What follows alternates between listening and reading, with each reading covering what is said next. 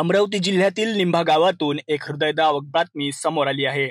तळेगाव दशासर गावाजवळील शेतात डवरणीसाठी जात असताना रस्त्यावर पडलेल्या जिवंत विद्युत तारेच्या संपर्कात आल्याने मजूर अशोक सोनूजी शेंडे वय वर्षे 40 आणि नारायणराव गवई यांच्या बैलाचा जागीच मृत्यू झाला।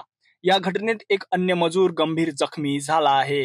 या दुर्घटनेमुळे संपूर्ण गावावर शोककळा पसरली असून गावातील एकही मजूर आज कामावर गेला नाही। घटनेची माहिती मिळताच माजी आमदार वीरेंद्र जगताप यांनी तात्काळ घटनास्थळी भेट दिली। त्यांनी महावितरणच्या कर्मचाऱ्यांवर तीव्र संताप व्यक्त करत त्यांच्या निष्काळजीपणाचा निषेध केला।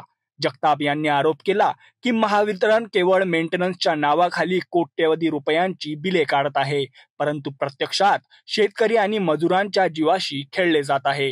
ठेकेदारांना श्रीमंत करण्याच्या मागे कमिशनचा मोठा धंदा सुरू असल्याचा दावाही यावेळी माजी आमदार जगताप यांनी केला। या निष्काळजीपणामुळे निष्पाप लोकांचा जीव गेला, याला जबाबदार कोण असा संतप्त सवाल त्यांनी केला। त्यांनी पीडित कुटुंबाला तातडीने शासकीय मदत मिळवून देण्याची मागणी केली असून संबंधित अधिकाऱ्यांशी संपर्क साधला आहे। महावितरणचे कर्मचारी आणि तळेगाव दशासर पोलीस स्टेशनचे कर्मचारी यांनी संयुक्तपणे घटनास्थळाचा पंचनामा केला। मृत अशोक शेंडे यांचा मृतदेह शवविच्छेदनासाठी पाठवण्यात आला आहे।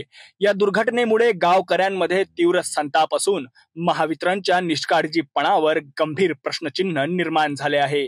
दोषींवर कठोर कारवाई करावी आणि पीडित कुटुंबाला तातडीने मदत करावी अशी मागणी गावकऱ्यांनी केली आहे।